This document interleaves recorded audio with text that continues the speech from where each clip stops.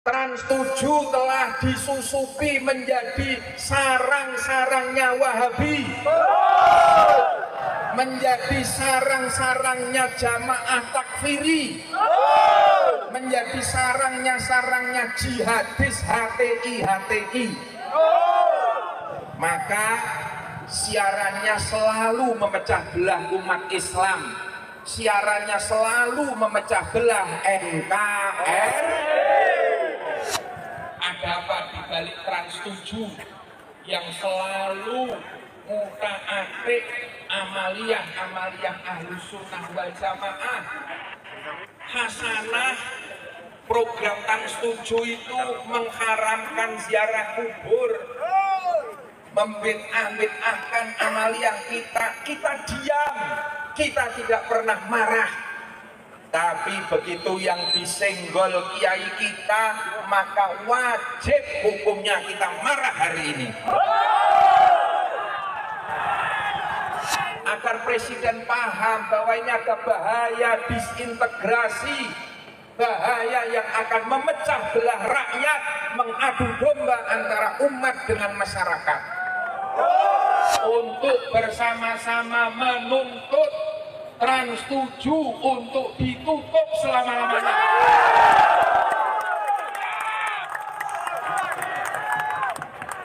Media TV seharusnya menjadi media pendidikan, pencerahan, bukan media fitnah yang justru memecah belah masyarakat. Kita juga akan menegaskan sikap.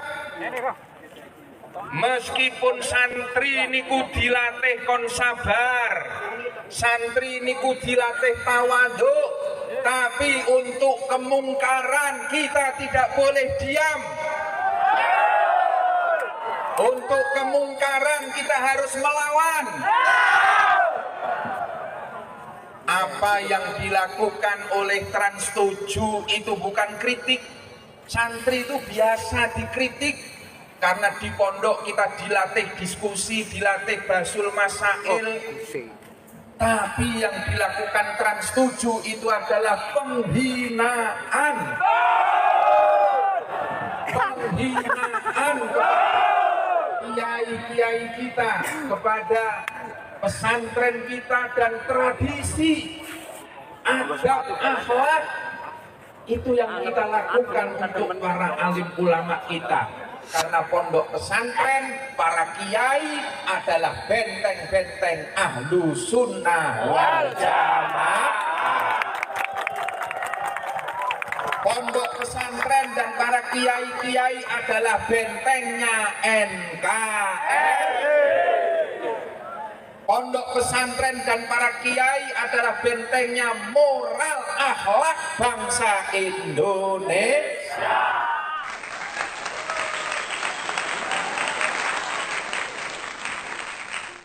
Assalamualaikum warahmatullahi wabarakatuh.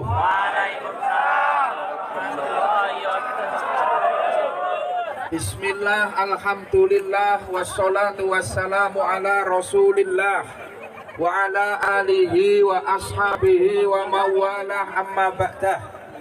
Ulama anal kiram yang kita muliakan, para alim, para kiai, para tokoh-tokoh masyarakat hadir, Bapak Kapolres, terima kasih, dan juga konco-konco santri, wali santri, masyarakat, warga NU yang cinta dan siap membela kiai. Siap? Hari ini kita bersama-sama berkumpul. Satu, kita istighosah nyuwun datang Allah. Kita yakin Allah Maha Adil. Allah akan memberikan keadilan kepada orang-orang yang zalim.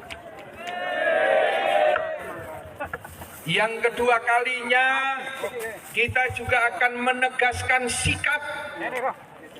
Meskipun santri niku dilatih kon sabar, santri niku dilatih tawadhu, tapi untuk kemungkaran kita tidak boleh diam. Untuk kemungkaran kita harus melawan. Apa yang dilakukan oleh Trans 7 itu bukan kritik. Santri itu biasa dikritik karena di pondok kita dilatih diskusi, dilatih basul masail. Tapi yang dilakukan Trans 7 itu adalah penghinaan. Penghinaan kepada kiai-kiai kita, kepada pesantren kita dan tradisi, adab, akhlak. Itu yang kita lakukan untuk para alim ulama kita.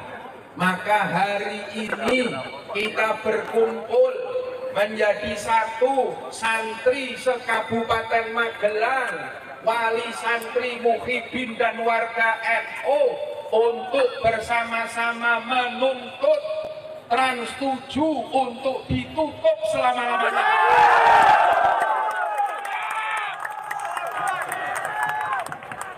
Media TV seharusnya menjadi media pendidikan, pencerahan, bukan media fitnah yang justru memecah belah masyarakat. Media yang memecah belah masyarakat juga yang harus kita waspadai. Ada apa di balik Trans 7 yang selalu muta-atik amaliyah Ahlus Sunnah wal Jamaah. Hasanah program Trans 7 itu mengharamkan ziarah kubur, membid'ah-bid'ahkan amaliyah kita diam, kita tidak pernah marah. Tapi begitu yang disenggol kiai kita, maka wajib hukumnya kita marah hari ini. Tapi saya minta dulur-dulur sedoyo tetap menjaga ketertiban. Sanggup? Menjaga keamanan. Sanggup? Nanti sampaikan aspirasi kita ke DPRD agar nanti sampai ke DPR RI dan sampai kepada Presiden, agar Presiden paham bahwa ini ada bahaya disintegrasi, bahaya yang akan memecah belah rakyat, mengadu domba antara umat dengan masyarakat. Ini bahayanya di situ. Trans 7 telah disusupi menjadi sarang-sarangnya Wahabi, menjadi sarang-sarangnya jamaah takfiri, menjadi sarangnya jihadis HTI.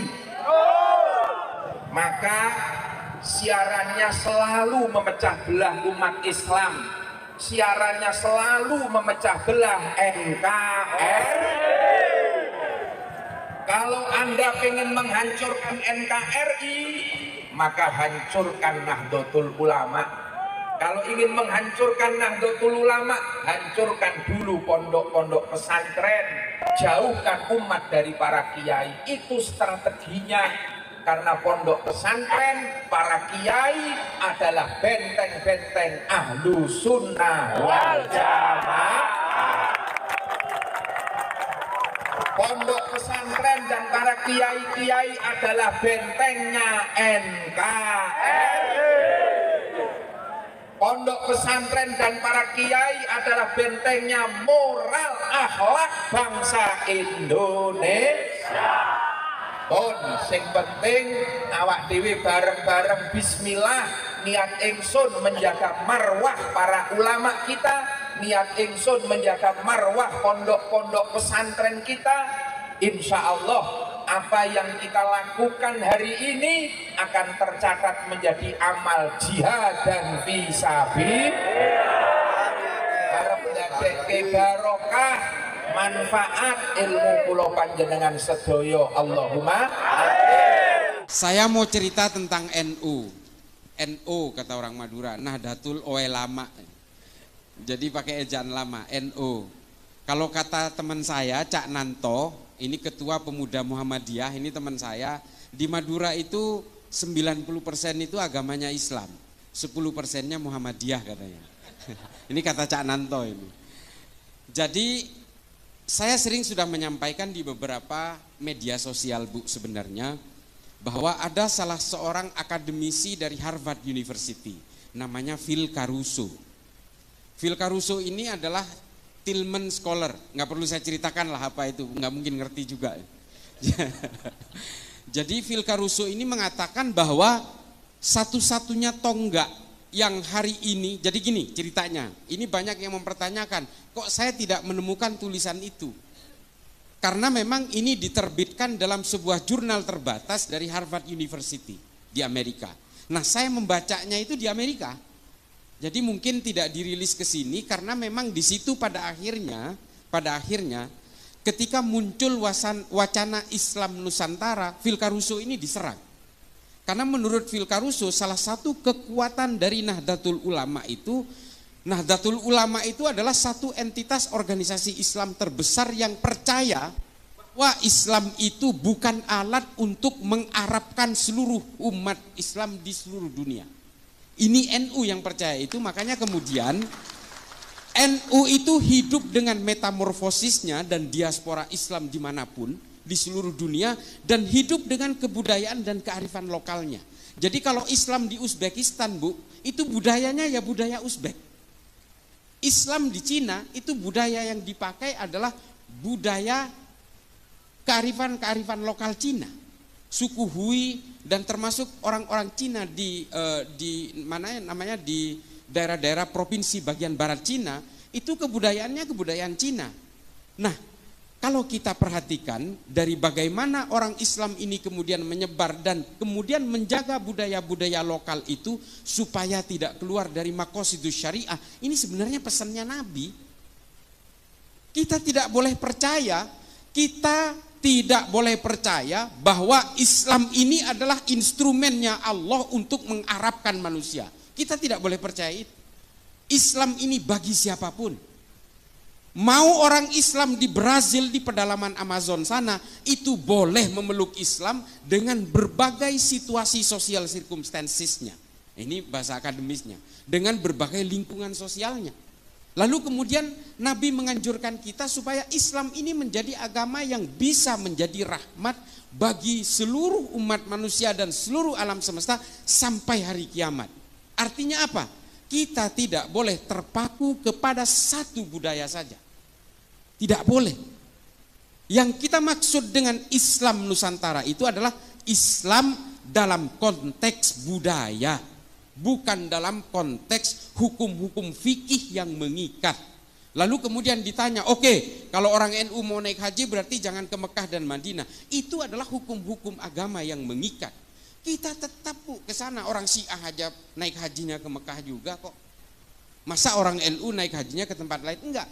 Konsep yang dinamakan dengan Islam Nusantara ini yang nerangkan, yang orang Islam di Indonesia kok nggak ngerti-ngerti sih. Justru yang menerangkan ini orang Amerika, namanya Phil Caruso. Menurut Phil Caruso, salah satu kekuatan NU itu adalah bahwa dia bisa melebur ke dalam budaya apapun tanpa harus menjelek-jelekkan perbedaan di antara seluruh umat manusia di Indonesia. Ini kelebihannya NU. Ini menurut Phil Caruso, bukan kata saya. Dan kata Phil Caruso juga, NU tidak pernah punya riwayat memberontak dan melawan kepada negaranya sendiri. Coba, ini NU kata Phil Caruso. Makanya kemudian NU itu menjadi satu kekuatan tunggal di Indonesia yang kemudian ada sekoci-sekoci di sekitarnya, ada Muhammadiyah, ada Persis, ada Al-Irsyad. Al-Irsyad zaman dulu bukan yang sekarang. Al-Irsyad yang sekarang udah tercemar. Ini direkam kan? Biar jadi perhatian lah, nggak apa-apa.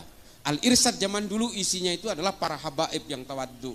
Hari ini Al-Irsyad sudah tercemar dengan paham-paham ideologi transnasional yang mengajarkan orang untuk menjahiliahkan orang, membid'ahkan orang dan sebagainya. NU tidak pernah gelisah dengan keimanan orang, Bu. Kita tidak dididik untuk kemudian membenci orang yang berbeda. Kita tidak pernah dididik untuk menjadi seperti itu. Saya lahir di keluarga pesantren, saya lahir dari kalangan Nahdien, hingga hari ini saya tidak pernah diajari untuk membenci, mencaci maki, mencelakai, membinasakan orang lain yang berbeda. Tidak pernah. Nah, itu yang kemudian menjadi kandungan utama dari NU. Nah, kemudian NU ini menjadi tonggak yang sangat penting di negara ini. Kenapa? Nah, ini tinjauan secara empiris dari yang dilakukan oleh Phil Caruso dalam penelitiannya, karena berangkat dari penelitian terhadap Densus. Bapak Ibu sekalian, Phil Caruso mengatakan Densus telah berhasil mengatasi gerakan-gerakan radikal, ekstrim dan teror di Indonesia, tapi tidak bisa ditiru oleh negara lain. Nah, ini ditulis sampai sekarang masih ditulis oleh salah satu website namanya Middle East Institute, MEI. Ada itu, kalau mau di googling bisa baca. Nah, ini tulisan Phil Caruso yang mengatakan Densus itu berhasil mengatasi gerakan teror di Indonesia, tapi tidak bisa ditiru oleh negara lain. Somalia itu mati-matian mau niru Densus, nggak bisa. Karena apa? Kata Phil Caruso, karena negara lain tidak bisa meniru Densus karena negara lain tidak punya NU. Baca, kalau saya disangkain ngecap, baca tulisan, googling aja Phil Caruso, PHILCARUSO, baca di situ, muncul paling awal di situ. Nah, ini bisa dibaca, artinya apa? Karena tidak punya NU. Apa coba? Mengapa NU itu kok seolah-olah betul-betul dianggap paling penting di negara ini? Sok penting gitu? Enggak juga. Banser itu, saya kenapa nangis tadi waktu apel Banser, Bu? Saya itu betapa bangganya. Wallahi tallahi billahi, saya betul-betul begitu bangganya saya melihat tadi apel Banser. Saya membayangkan kalau Mbah Hashim hidup hari ini. Coba bayangkan betapa bangganya dengan barisan serbaguna ini, dan betapa bangganya dengan kalangan muslimat dan juga berbagai banom-banom NU yang sudah mekar. Ketika NU berdiri tahun 1926 itu harus pura-pura membuat acara haulnya Mbah Holil di Surabaya. Ini berdirinya NU tahun 26 itu, sampai harus berpura-pura. Hari ini kita bisa bergerak terbuka, bisa apel di lapangan alun-alun Magelang dan sebagainya. Ini betul-betul barokah para ulama. Nah, Banser ini jumlahnya 7 juta, Bapak Ibu sekalian. Ini soheh ini. Karena Gusmen kebetulan teman saya. Ini soheh karena berdasarkan data, 7 juta. Polisi jumlahnya 463.000. Tentara kurang lebih 1 juta. Coba bayangin, taruhlah Banser itu nggak punya senjata. Taruhlah misalnya Banser itu mau ngelawan polisi dan tentara yang jumlahnya 1.500.000 orang. Karena tidak bersenjata, Banser itu taruhlah menang maju aja, ngegeruduk aja gitu. Taruhlah mati itu 3,5 jutanya, separuhnya. 3,5 juta Banser itu bisa menguasai negara ini atas nama Nahdlatul Ulama. Apakah Nahdlatul Ulama mau? Gak mau. Kita tidak diajari untuk berkhianat terhadap negara ini. Tidak diajari untuk itu. Kelompok lain sudah pernah melakukan pemberontakan, Bu. Kartosuwiryo memproklamirkan diri di Tasikmalaya, negara Islam Indonesia, lalu membentuk Darul Islam, Tentara Islam Indonesia, membentuk kesatuan-kesatuan militer, memberontak pasukan Andi Aziz di Makassar, Karmuzakar di Banjarmasin, dan kemudian melakukan gerakan-gerakan negara Islam Indonesia hingga hari ini. Dan kemudian pecah menjadi JI, JAD, JAK, JAT, JAS, MMI, MIT, MIB, NII, Khilafatul Muslimin. Ini semua pecahan negara Islam Indonesia yang ingin memberontak kepada negara Indonesia dan menjadikan Indonesia negara agama. Apakah ini pernah dilakukan NU? Tidak pernah. Padahal NU itu adalah organisasi terbesar. Bansernya aja 7 juta. Belum kalangan Nahdiennya. Coba bayangin, begitu gampangnya kita menguasai. Dan ketika para ulama merumuskan bagaimana negara ini harus bergerak ke depan, membuat satu filosofi Gronslah, filosofi dasar dari negara kita, NU bisa saja mengintimidasi semua ulama dan tokoh nasionalis pada waktu itu untuk menguasai negara ini. Tapi para ulama NU tidak mau melakukan itu.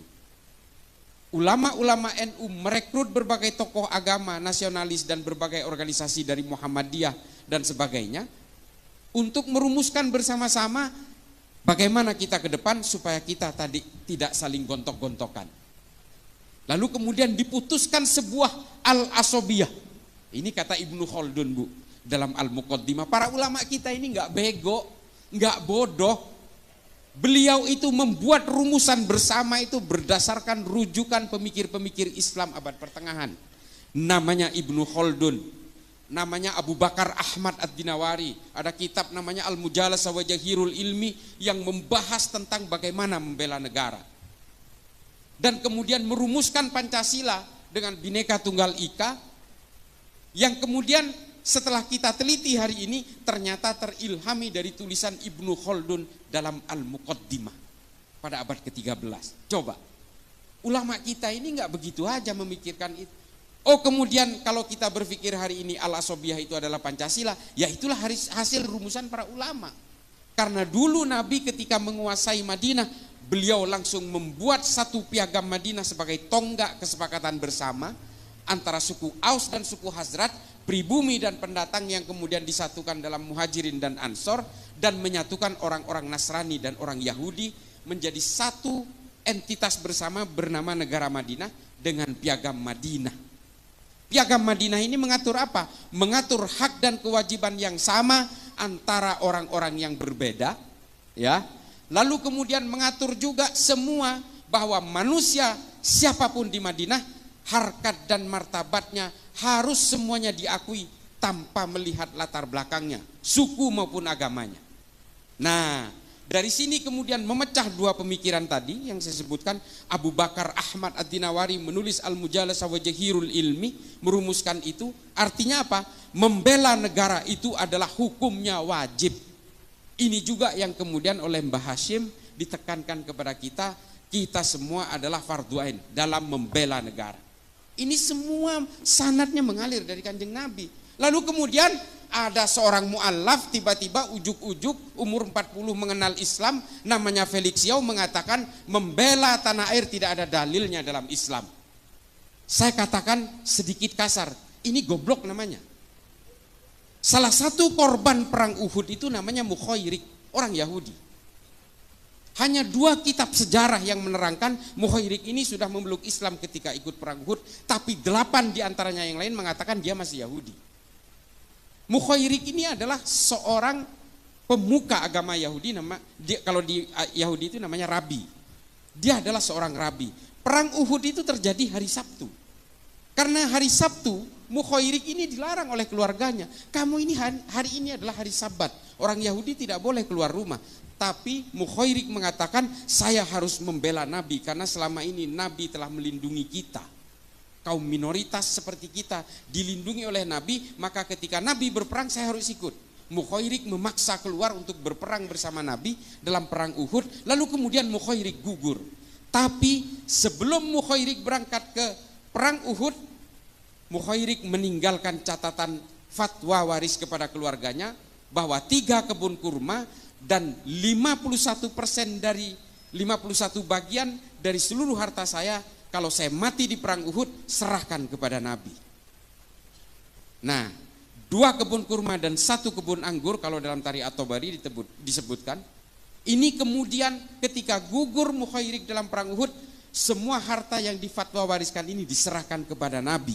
Lalu Nabi membuat lembaga wakaf pertama di dunia, Baitul Mal pertama di dunia, untuk menyantuni janda-janda perang dan anak-anak yatim karena korban perang.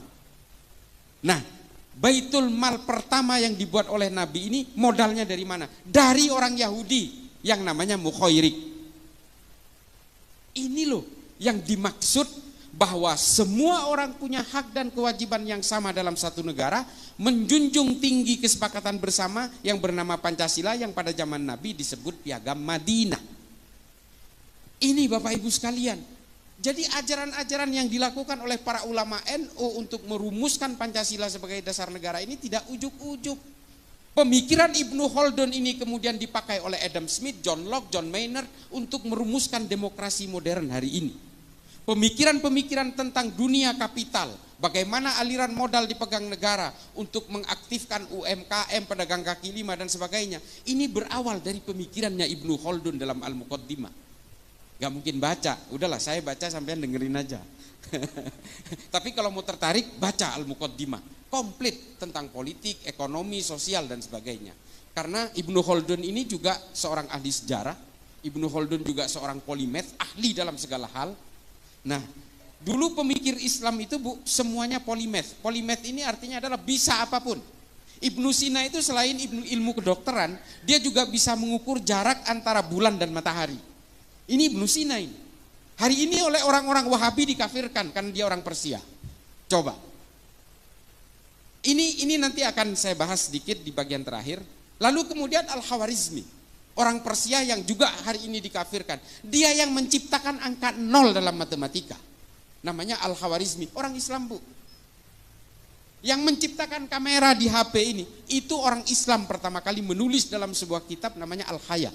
Al-Hayah ini tidak dihargai di Arab, kemudian dibawa ke Jerman, lalu kemudian dirumuskan di Jerman, sehingga yang kita kenal hari ini yang menciptakan lensa pertama itu orang Jerman. Itu orang Islam semua. Ya tapi jangan salah juga Bu, yang menciptakan ateisme pertama kali, orang yang tidak percaya Tuhan, itu juga orang Islam juga.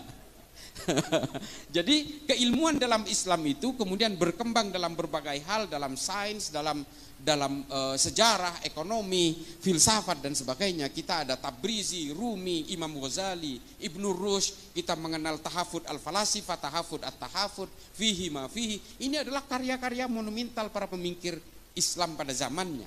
Tapi ada juga orang-orang Islam yang mengeluarkan pemikiran-pemikiran ateis. Abul A'la Al-Ma'arri, Abu Bakar Razi, Al-Mukaffa. Ini semua adalah pemikir-pemikir awal yang kemudian pemikirannya dibawa ke Eropa, dirumuskan oleh Darwin, oleh Feuerbach, oleh Ernest Bloch, oleh Karl Marx dan sebagainya. Tapi kemudian 3 orang ini menjadi murtad. Mati dalam keadaan murtad. Yang 2 dipenggal, yang 1 mati karena sakit. Abul A'la Al-Ma'arri ini mati dalam umur 91 tahun karena pemikiran-pemikirannya akhirnya dia terasing. Dan yang kedua dipenggal lehernya karena dianggap murtad, karena mengeluarkan pernyataan dalam bukunya Az-Zulumiyah namanya, itu tidak percaya Tuhan dan tidak percaya Nabi.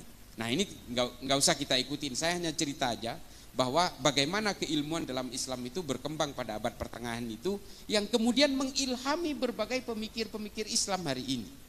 Persoalannya kemudian adalah keberagaman kita di Indonesia ini menjadi persoalan ketika muncul aliran-aliran baru, kelompok-kelompok baru demi kepentingan-kepentingan politik. Nah ini Bu, soal politik inilah yang memporak-porandakan semua agama. Semua agama hancur lebur dan terpecah belah menjadi sekte-sekte dan aliran-aliran karena kepentingan-kepentingan politik. Islam terpecah belah karena politik.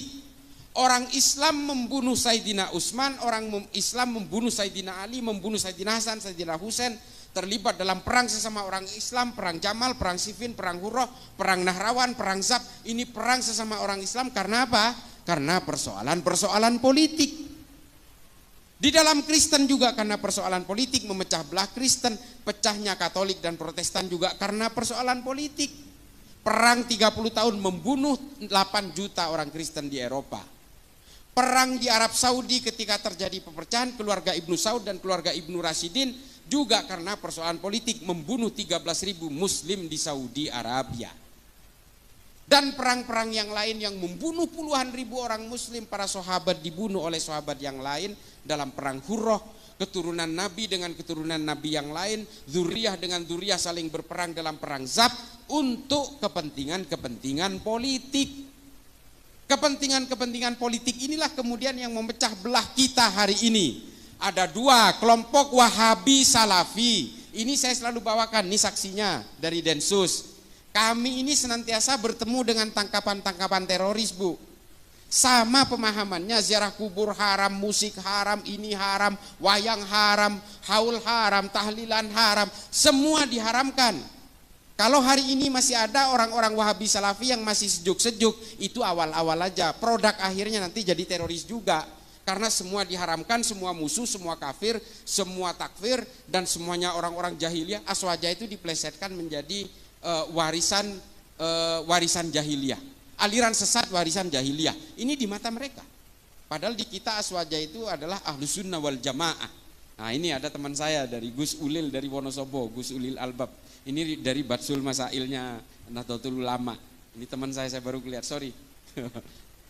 Ustadz, jadi ini semua kemudian yang memporak-porandakan kita. Belum kita bicara tentang Hizbut Tahrir, Bu, dengan agenda khilafah dan sebagainya. Belum kita berbicara tentang Ikhwanul Muslimin. Ikhwanul Muslimin ini yang justru paling bahaya. Saya katakan bahaya kenapa? Pak, saya ini sudah berkali-kali ke Mesir. Saya sudah berkali-kali ke Afrika. Saya sudah berkali-kali ke Asia Selatan. Saya sudah membuat riset, studi banding dan sebagainya. Yang paling berbahaya ini kenapa saya katakan Ikhwanul Muslimin? Karena ubudiyah dan amaliyahnya hampir mirip dengan kita. Mirip dengan orang-orang Nahdien. Mereka juga maulidan, mereka juga ziarah kubur, mereka juga datang ke haul, mereka datang ke tahlilan. Sama Pak, sama-sama Asy'ariyah, sama. Konsep tauhidnya sama, konsep akidahnya mirip. Apa yang kemudian membuat berbeda antara orang Ikhwanul Muslimin dan Nahdien? Cita-cita politiknya berbeda. Itulah mengapa, ini mohon maaf, silahkan berbeda pandangan, nanti silahkan konfirmasi ke saya. Mengapa saya selalu melawan fatwa-fatwa dari Ustadz Abdus Somad? Mengapa saya melawan itu? Karena satu, dia tetap mengglorifikasi khilafah. Yang dikutip adalah dari perkataan Imamul Hakim dalam Al-Mustadrak ala Sahihain. Saya udah baca juga kitabnya. Sama Pak. Kita udah pelajari juga. Dan ini dihantarkan kepada orang-orang awam seolah-olah kita wajib bercita-cita menegakkan khilafah. Ini yang dijadikan kutipan adalah kitabnya Al-Mustadrak ala Sahihain. Saya udah baca juga. Mengapa saya katakan ini salah? Rujukan ini, Imamul Hakim menulis Al-Mustadrak ala Sahihain ini ketika dia sudah pikun. Makanya Az-Zahabi mengatakan ini tidak boleh dijadikan rujukan. Karena apa? Imamul Hakim terpengaruh oleh kekuatan-kekuatan politik pada zamannya. Gak boleh dijadikan rujukan. Lalu kemudian yang kedua yang saya lawan dari fatwanya UAS adalah dia menghalalkan dan menganggap jihad istishhadiyah kepada orang yang melakukan bom bunuh diri di Palestina. Bom bunuh diri ini tidak ada jihad-jihadnya Pak. Bunuh diri ya bunuh diri aja. Yang kedua, perang Palestina dan Israel bukan perang agama. Ini perang politik. Kalau ini perang agama, orang Islam di Arab sudah ikut berperang bersama-sama Pak. Nggak ada satupun. Bahkan Arab Saudi, Mesir, dan Turki bersahabat dengan Israel. Mengapa bisa begini? Karena ini perang politik. Dan perang di Israel itu terjadi ribuan tahun sejak zaman Islam belum ada. Sejak zaman Islam belum membentuk menjadi satu agama di Mekah. Masih dalam berbentuk harokah-harokah Islam itu, perang di Yerusalem itu sudah terjadi. Perang antara Titus Vespasian, Charlemagne, pasukan Templar, pasukan-pasukan dari Kekaisaran Bizantium, itu sudah berperang di Yerusalem. Ini tulisannya lengkap soal ini. Ada seorang Yahudi dan juga seorang Islam yang menulis tentang kehidupan perang di Baitul Maqdis ini. Namanya Simon Sibek Montefiore. Silakan baca. Artinya perang antara Palestina dan Israel ini bukan hanya terjadi hari ini, sudah terjadi berabad-abad yang lalu. Jauh sebelum Islam itu membentuk menjadi sebuah agama di Mekah. Ini loh, makanya saya selalu tantang semuanya ini, orang-orang yang masih mengglorifikasi Ikhwanul Muslimin ini, udahlah nggak usah pura-pura lah. Kalau memang pengen khilafah, marilah kita berdiri tegas saja. Kalian anti Pancasila, ya sudah, keluar dari negara ini. Begitu saja, nggak usah berpura-pura, sama-sama melawan Wahabi. Oke, di situ kita sepakat melawan gerakan Wahabi. UAS juga sering melawan gerakan Wahabi. Kita sepakat untuk itu. Tapi jangan giring bangsa ini kepada orang-orang yang terus membenci kepada orang yang berbeda. Di dalam salib ada jin kafirnya. Nggak usah lah, nggak usah menghina sesembahan orang lain kata Allah. Ya kan? Di Quran kan jelas. Jangan menghina sesembahan orang lain karena orang lain akan menghina Tuhanmu tanpa ilmu pengetahuan. Jelas kok di Quran itu. Kenapa kita selalu menghina sesembahan orang lain? Enggak usah, tunjukkan Islam itu sebagai agama yang bisa menjadi rahmat bagi seluruh alam semesta. Supaya apa? Supaya orang-orang yang belum berislam ini tertarik kepada Islam karena kedamaiannya. Bukan karena bakar, bunuh, gantung. Bukan karena itunya. Kan miris Pak. Ada juga kelompok lain di dalam kita yang memecah belah kita hari ini. Kelompok FPI. Ini mohon maaf Pak, kalau masalah kita itu suruh takdim kepada para habaib, jangan kalahin orang NU. Yang mengajari untuk supaya kita takdim dan hormat pada dzurriyyah Nabi itu justru ulama-ulama NU. Tapi hari ini kepatuhan kita kepada para habaib itu dimanfaatkan oleh oknum-oknum habaib untuk memecah belah NU. Coba, kacang lupa kulitnya kan. Ulama-ulama NU mengajari kita untuk hormat kepada para habaib. Tapi oknum-oknum sebagian habaib hari ini yang bergerak dalam berbagai harokah-harokah siasah dan punya agenda-agenda politik justru memanfaatkan kepatuhan kita kepada para habaib untuk memecah belah NU. Ini kan betul-betul miris. Ini mohon maaf Habib, ini yang kemudian membuat kita miris. Orang-orang yang hari ini ingin memecah belah NU, percayalah, mereka adalah orang-orang yang ingin menghancurkan Indonesia. Kita tegas saja di sini. Kelompok-kelompok Wahabi, kelompok-kelompok Hizbut Tahrir, dia mengusung gerakan-gerakan tegaknya khilafah. Kantor pusatnya di London Pak, di Inggris. Coba bayangin, pernahkah kita curiga? Kok bisa loh gerakan-gerakan khilafah ini kantor pusatnya di London coba? Ini yang biayai siapa? Ini operasinya siapa? Ikhwanul Muslimin juga di London Pak. Dan satu lagi di Libanon, coba bayangin. Ini siapa yang gerakin? Operasinya siapa? Lalu dia datang ke Indonesia membawa gerakan-gerakan Hizbut Tahrir, gerakan-gerakan khilafah, tegaknya daulah dan sebagainya. Mengacak-acak kita, mengadu domba kita. Dan di Madura Pak, di kampung saya hari ini, yang namanya NU, belum tentu NU Pak. Bisa jadi NU aliran garis keras yang terpapar oleh FPI. Ini di Pamekasan contohnya, yang mempersekusi rumahnya Pak Mahfud MD, yang menyandra Kiai Ma'ruf Amin di mobilnya, itu adalah kelompok-kelompok ini. Sama Pak, tahlilan juga, haul juga, maulidan juga, baca-baca rotib juga, sama. Nah, yang paling terakhir adalah, lalu bagaimana kita akan bersikap? Apakah kita tidak boleh berpolitik kalau ternyata politik itu hanya memecah belah umat? Boleh Pak, Bapak Ibu sekalian, boleh berpolitik. Kata Imam Ghazali dalam Ihya Ulumuddin mengatakan Islam dan politik itu seperti saudara kembar. Islam diperlukan untuk mengawal ruang-ruang politik ini supaya tidak keluar dari jalur maqasidus syariah. Ini jelas. Boleh berpolitik Pak, tapi gunakan ilmu pengetahuan. Nah ini, ilmu pengetahuan ini yang harus menjadi landasan kita hari ini, bahwa kita boleh berpolitik karena ilmu pengetahuan dan gunakan ilmu pengetahuan itu dalam berpolitik. Ini jelas. Makanya saya bukan karena sesama Madura Pak, saya senang sekali dengan Pak Mahfud MD. Pak Mahfud MD ini legislatif sudah, yudikatif sudah, sekarang ada di eksekutif. Padahal dia ini Pak hanya menggunakan ilmu pengetahuannya aja. Dan dia menggunakan ilmu pengetahuan itu dalam ruang-ruang politik. Kalau ingin dimusuhi Pak Mahfud MD, gampang Pak, gampang. Coba aja dia sogok Pak. Dimusuhi seumur hidup. Demi Allah, ini banyak cerita soal itu karena saya dekat dengan beliau. Wallahi, banyak orang yang mau nyogok beliau Pak, terutama ketika kasus-kasus terakhir-terakhir ini, supaya dia diam jangan bersuara. Dimusuhi semua itu yang berusaha nyogok itu. Mulai dari polisi, tentara, semua dimusuhi. Karena menurut dia ini orang nggak amanah. Kalau dia udah pejabat negara tapi dia mau nyogok saya, berarti ini nggak amanah. Dimusuhin Pak. Ini Pak Mahfud. Nah, banyak tokoh-tokoh dalam Islam yang berpolitik karena ilmu pengetahuan. Ada Muhammad As'ad, ada Muhammad Iqbal, ada Harun al-Rasyid. Ini semua adalah orang-orang yang kemudian menjadi pemimpin, menjadi pejabat negara, tapi menggunakan ilmu pengetahuannya. Ada Fazlur Rahman dan sebagainya. Hari ini apa yang terjadi?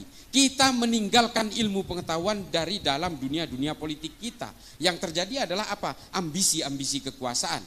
Sehingga apa? Ketika ambisi kekuasaan ini dipaksakan untuk hidup dalam negara itu atas nama agama, yang terjadi adalah apa? Upaya membuat gerakan-gerakan revolusioner. Karena apa? Kita terilhami oleh para pemikir-pemikir politik dalam Islam seperti Muhammad Qutb, Said Qutb dan sebagainya. Hasan al-Banna, ini yang kita ilhami hari ini. Sehingga apa yang kita lahirkan hari ini? Abu Bakar Ba'asyir, Oman Abdurrahman, Abu Bakar al-Baghdadi, Osama bin Laden, ini Aiman al-Zawahiri. Ini yang kita lahirkan hari ini. Kita tidak lagi melahirkan Ibnu Sina, Al-Farabi, Al-Kindi, Al-Khawarizmi, Tabrizi, Rumi, Imam Ghazali. Kita tidak lagi Ibnu Khaldun. Kita tidak lagi melahirkan mereka-mereka ini semua. Yang kita lahirkan adalah orang-orang yang mengglorifikasi kekerasan, pembunuhan, perang dan sebagainya. Upaya-upaya revolusi, gerakan-gerakan toli'ah. Nah, ini kan miris, Pak. Islam itu pernah berjaya karena ilmu pengetahuan, bukan karena politik. Itu lihat di YouTube saya dengan Bang Akbar Faisal. Saya bisa buktikan itu semua secara empirik dan historik. Kita tidak pernah berjaya dalam dunia politik. Kalau kita berjaya dalam dunia politik, sampai hari ini mungkin politik Islam sudah berjaya di mana-mana. Tidak, Pak. Di Granada tumbang abad ke-14. Kekhalifahan Turki Utsmani tumbang 1924. Dan akhirnya yang terjadi apa hari ini? Monarki-monarki di negara Arab yang masih mengatasnamakan Islam. Padahal semua itu adalah untuk kejayaan keluarganya mereka. Kejayaan dinasti-dinasti. Ini bukan politik Islam, ini politik keluarga aja. Seperti Ibnu Saud, di Qatar, Kuwait, ini kan keluarga semua.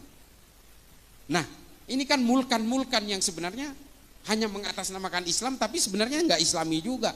Orang-orang dari kerajaan-kerajaan Kuwait, Qatar dan sebagainya, kalau ke Eropa, mereka pakai bikini juga, Pak. Bu, mereka pakai bikini juga, ya artinya mengumbar aurat juga. Sama, karena mereka memang tidak Islami, ini adalah kekuasaan-kekuasaan politik. Makanya Islam ini hanya bisa dijayakan sama seperti ketika Baitul Hikmah di Baghdad, ketika Baghdad menjadi epicentrum peradaban dunia. Mari anak-anak kita rangsang untuk memajukan ilmu pengetahuan dalam Islam, belajar semua keilmuan dalam Islam yang sangat ini seperti samudra, Bu. Saya ini sampai sekarang Bapak Ibu sekalian, saya itu baca buku itu 1000 halaman per bulan. Ini ada ajudan saya ini. Saya itu di mobil, di rumah, di kantor kadang-kadang, di pesawat, saya selalu baca buku. Karena saya meyakini dengan membaca buku, saya bisa menularkan kepada generasi-generasi berikutnya. Islam ini kalau menjauh dari ilmu pengetahuan dan hanya mendekat kepada kekuasaan-kekuasaan politik, pada akhirnya Islam ini tidak akan menarik. Yang membuat orang menarik itu adalah ilmu pengetahuan. Orang cinta kepada Islam karena Ibnu Sina banyak. Pemikiran Ibnu Sina dalam ilmu anatomi tubuh dipakai sampai sekarang. Angka 0 dalam matematika yang dikeluarkan Al-Khawarizmi dipakai sampai sekarang. Coba, ilmu-ilmu aljabar dan sebagainya. Pemikiran-pemikiran Ibnu Sina tentang astronomi, tentang astrologi dan sebagainya, ini dipakai sampai sekarang. Ilmu tentang biologi, tumbuh-tumbuhan, ini ditulis dalam kitab An-Nabat oleh Abu Bakar Ahmad Ad-Dinawari. Sampai sekarang dipakai tentang ordo klasifikasi tumbuh-tumbuhan.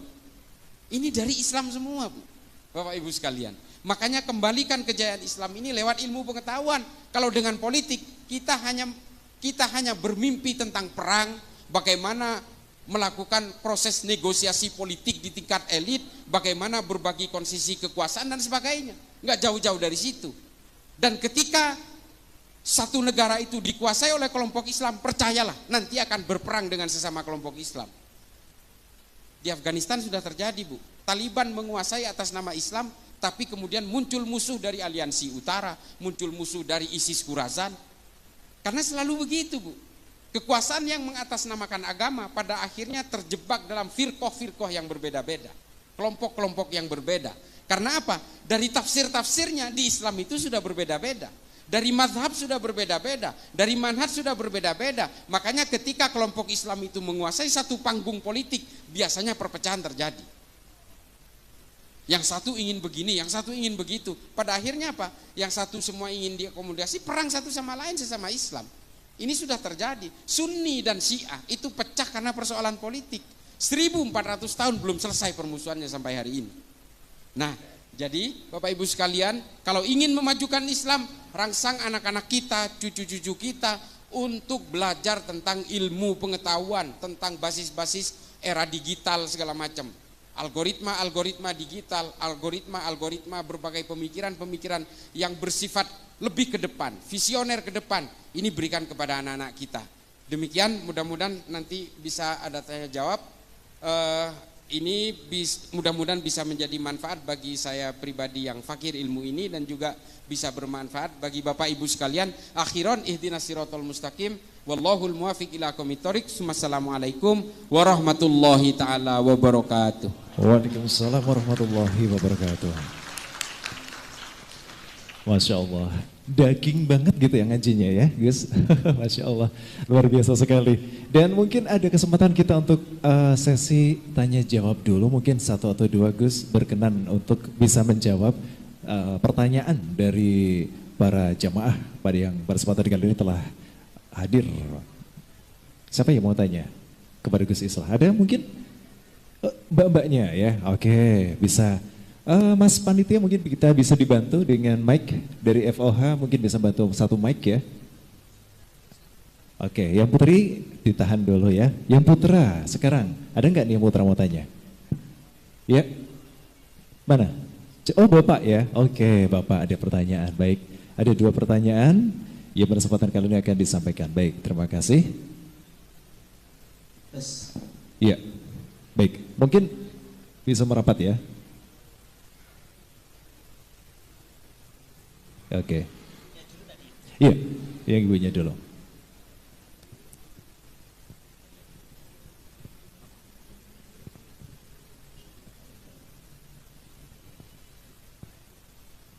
Sebutkan nama, status gak usah.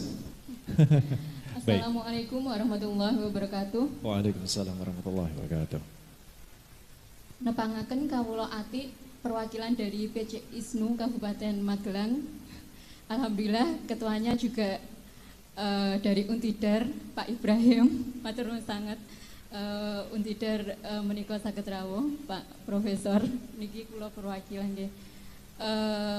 Di sini saya ingin bertanya kepada Kang Bogi, bagaimana untuk melanjutkan tawaran panjenengan mengenai pelatihan napa nggih pengkaderan di kontra narasi. Mangke narah hubungnya bagaimana? Kayaknya kok ini oleh-oleh yang sangat luar biasa di menyambut 1 abad NU ini. Semoga kader-kader NU kita berkualitas. Saya takjub banget saged rawuh saged silaturahim di sini kok ada oleh-oleh ini, terus saya itu aja. Saya langsung di follow up ya? Gitu. Yeah. Kersane ada tindak lanjutnya, tidak hanya omong kosong ngoten nggih. Yeah. Terima kasih dari saya. Wassalamualaikum warahmatullahi wabarakatuh. Waalaikumsalam warahmatullahi wabarakatuh. Baik, berikutnya yang di belakang dari Mas Moy. Bapak, ya. Assalamualaikum warahmatullahi wabarakatuh. Waalaikumsalam. Alhamdulillah saya bisa datang ke sini, saya bersyukur sekali bisa ketemu sama Cak Islah. Saya kagum dengan beliau karena banyak sekali melihat video beliau. Alhamdulillah. Dan seperti yang dikatakan Pak Buki tadi, kontra narasi itu sebetulnya juga bermasalah buat kami yang sering melakukan kontra narasi di grup-grup WA ataupun grup-grup lainnya. Yang itu juga menyebabkan kami itu jadi seakan dimusuhi sama mereka. Karena yang melakukan kontra narasi itu sangat sedikit dibanding orang-orang yang menyebarkan hoaks dalam grup. Salah satunya cara saya menjawab adalah menggunakan kalimat-kalimat dari Cak Islah. Kalau itu belum jelas, saya kirimkan videonya secara utuh. Dan itu pun belum bisa diterima. Akhirnya terjadi permusuhan yang keras sampai datang ngonek-ngonek. Itu terjadi. Ya, itu mungkin juga karena yang pingin melakukan kontra narasi itu berpikiran alah gitu aja kok repot neng wae. Nah, sebetulnya kelemahan dari kita khususnya warga NU itu untuk melakukan kontra narasi itu mungkin berpikir ngene iki wis ayem. Atau mungkin juga bahan ilmu untuk menjawab itu juga kurang karena kemungkinan mereka itu banyak yang terlatih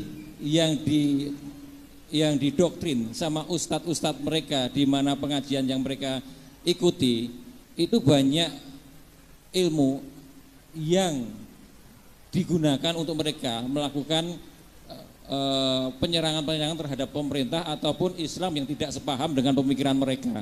Ya, pertanyaannya Bapak mohon izin. Yang jadi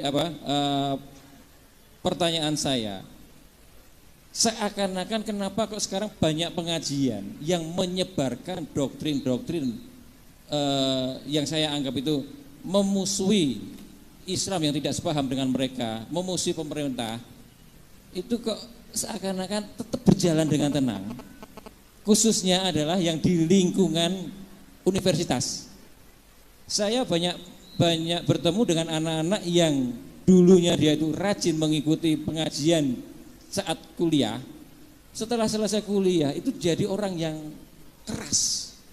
Nah, apakah benar Pak untuk pengajian-pengajian di lingkungan universitas yang keras-keras itu memang didiamkan saja, ataukah ada trik lain untuk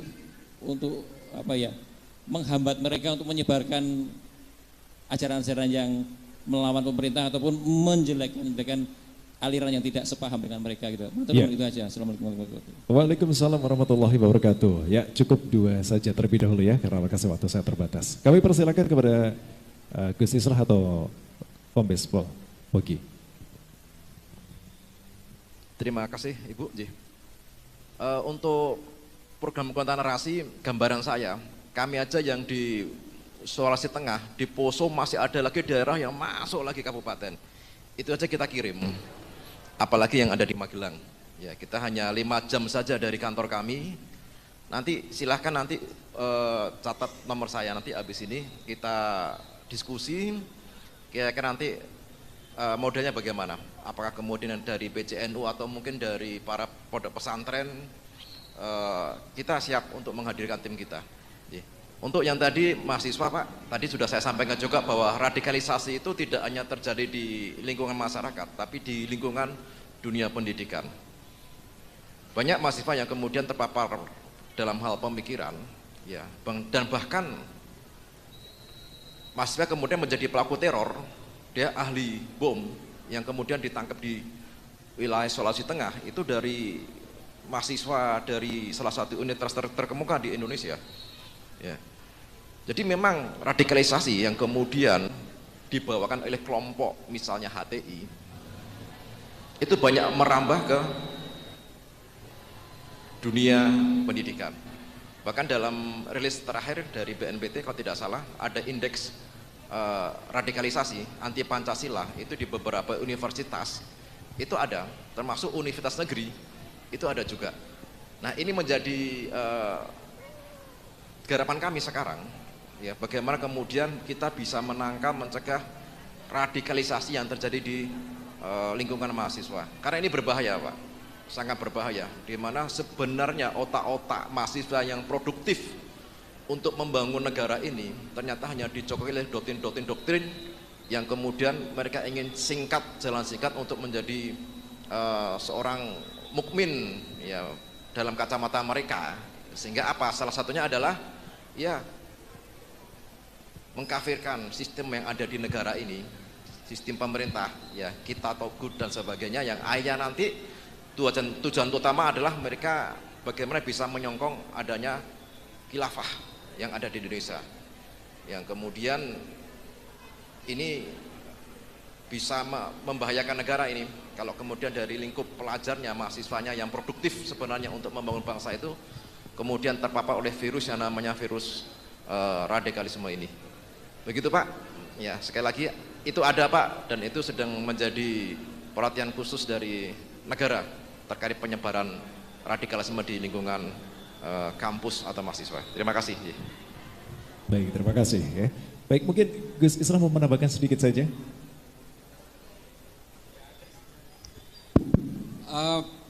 Terima kasih Pak. Saya kalau pelatihan itu sebenarnya ini harus dilayani nih. Ini ada kontra narasi. Nah, biasanya kalau ada training tentang algoritma digital ya, Mas Bogi istilahnya, itu biasanya juga dikasih bantuan device biasanya ya, gadget satu, handphone apa gitu untuk mengglorifikasi berbagai ideologi kebangsaan. Nah, menyikapi berbagai konten yang ada di media sosial, Bapak Nyun Sewu, ini memang menjadi satu persoalan yang sangat nasional hari ini. Satu, karena memang Kominfo ternyata tidak bisa berbuat apapun. Entah mereka tutup mata atau ada satu sistem yang kemudian leaking di dalam, sehingga berbagai konten itu sebenarnya sangat mudah secara digital untuk di block out. Bisa sekali, sangat mudah.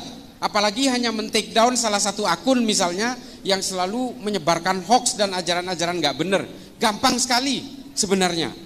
Cuma memang ada beberapa platform yang harus bersurat kepada platform pusatnya di Amerika atau di Rusia. Tapi ada beberapa platform yang sangat mudah. Cuma masalahnya memang ada beberapa kelompok tertentu di Kominfo ini yang kemudian menjadi benalu di dalamnya. Yang seolah-olah ada pembiaran di situ. Saya bisa bersaksi soal ini. Karena ini salah satu kerjaan saya adalah mondar-mandir dari Kominfo. Hampir setiap minggu kita mondar-mandir ke Kominfo hanya untuk melaporkan konten itu. Dan kemudian mandek di salah satu lantai itu aja. Selalu begitu. Ini mohon maaf, saya harus terbuka soal ini. Karena ini adalah keluhan kami juga. Saya ini kebetulan bukan polisi Pak. Tapi saya tenaga ahli pencegahan radikalisme, ekstremisme, dan terorisme di Mabes Polri. Dalam hal ini di Densus 88. Jadi saya tahu persis bagaimana kendala-kendala dalam konten-konten digital ini untuk diberangus. Termasuk kalau saya sih nggak gelisah sebenarnya. Yang banyak protes itu adalah kiai-kiai di kampung-kampung yang protes karena saya dituduh Syiah, saya dituduh liberal dan sebagainya. Hanya karena ini mumpung ada ibu-ibu muslimat, saya itu dituduh liberal Bu, karena saya pernah berkata begini. Saya secara pribadi saya bilang saya anti poligami. Karena kalau saya berpoligami, anak saya dan istri saya pasti berantakan. Maka bagi saya yang namanya poligami yang pernah dilakukan Kanjeng Nabi itu buat saya mudorot, saya bilang. Buat saya pribadi maksudnya. Kalau ada orang lain mengatakan itu menjadi maslahat ya silakan aja. Tapi buat saya mudorot. Dan bagi saya secara pribadi, satu-satunya mungkin yang pekerjaan Nabi yang tidak pernah akan saya tiru adalah menikah berpoligami itu. Nah gara-gara ngomong begini, padahal saya ngomongnya itu pribadi. Maksud saya pribadi tidak akan mungkin berpoligami dan saya anti poligami. Saya kesian anak saya kesian istri saya cinta kepada istri saya. Oke, dalam soal harta saya bisa berbagi adil dengan istri saya. Tapi kalau soal perasaan kan gak bisa dibuat adil seadil-adilnya. Nah makanya kemudian saya diserang liberal karena mengatakan itu. Ya ini kan saya pribadi. Ya gitu ya. Nah ini saya supaya, nah tudingan-tudingan Syiah, tudingan-tudingan saya anti poligami disimpulkan kemudian menjadi liberal, ini anteknya Yahudi, ini anteknya orang Kristen untuk merusak Islam. Nah ini ada di media sosial. Saya sendiri sudah mengajukan bahwa ini fitnah. Saya melaporkan ke polisi, percuma juga. Orang kalau membenci Bu, tidak bisa dihentikan dengan pemenjaraan. Benci ya benci aja gitu. Yang bisa membuat mereka itu tidak benci adalah kesadaran di dalam sanubari dan di dalam nuraninya mereka. Makanya saya tidak mau laporin mereka ke polisi, tapi atas usulan dari para kiai di daerah-daerah, terutama dari kiai-kiai NU, Gus ini bahaya buat sampean, nanti sampean karena ini disampaikan berkali-kali bahwa sampean ini Syiah, sampean liberal, nanti pada akhirnya banyak orang yang percaya. Nah ini saya mengajukan take down terhadap konten-konten ini saja. Ini tidak pernah dilaksanakan oleh Kominfo. Untungnya yang men-take down itu Allah. Yang paling getol menyerang saya Syiah dan liberal itu ada kiai, katanya kiai, menurut saya bukan. Itu di Jember, nama akunnya Benteng Akidah. Ternyata dia meniduri 14 santrinya dan satu ustadana, namanya Fahim, sekarang udah di penjara. Ternyata Allah yang men-take down dia, nggak perlu Kominfo. Karena yang menyuarakan bahwa saya ini dibiayai oligarki, saya ini Syiah, saya ini liberal, ini orang ini pertama kali. Hanya untuk menghujat saya, dia membuat 6 konten di YouTube-nya, coba bayangin. Hanya untuk menghujat saya. Ya alhamdulillah, Allah mungkin yang tidak terima, akhirnya ditunjukkan oleh Allah kepada kita semua kejahatan dia. Dan ternyata memang dia punya masalah dengan persoalan-persoalan nafsu seksualnya ini. Akhirnya ya diringkus sama polisi ya. Ya kita sih tidak mau ingin membuka aib saudara-saudara kita, tapi pada akhirnya kita itu jangan pernah tertipu oleh jubah-jubah agama. Jangan pernah tertipu oleh mereka yang membajak kesalehan-kesalehan. Karena kita semua ini sejatinya adalah pendosa. Kita semua ini adalah pendosa. Yang tidak punya dosa itu hanyalah nabi. Jangan kemudian kita merasa paling suci dan kemudian kita merasa berhak untuk menghakimi orang lain bahwa orang lain pasti masuk neraka, kita pasti masuk surga. Janganlah. Jangan pernah menyerobot hak-hak Allah dalam menentukan penghakiman dan juga menentukan siapa kafir, siapa bukan kafir. Jangan serobot. Udahlah, kita ini hidup biasa aja, kita beribadah kepada Allah, kita menjunjung tinggi kemanusiaan dan kedamaian. Mari majukan Islam dengan ilmu pengetahuan. Sederhana, itu aja. Terima kasih, terima kasih. Mohon maaf, perkenalkan saya Islah Bahrawi. Saya bukan kiai, bukan ustadz, bukan gus, karena yang kiai itu kakek saya. Bapak saya orang biasa, bapak saya orang melarat, pedagang, bukan pedagang sih, pemulung tepatnya di Jakarta itu.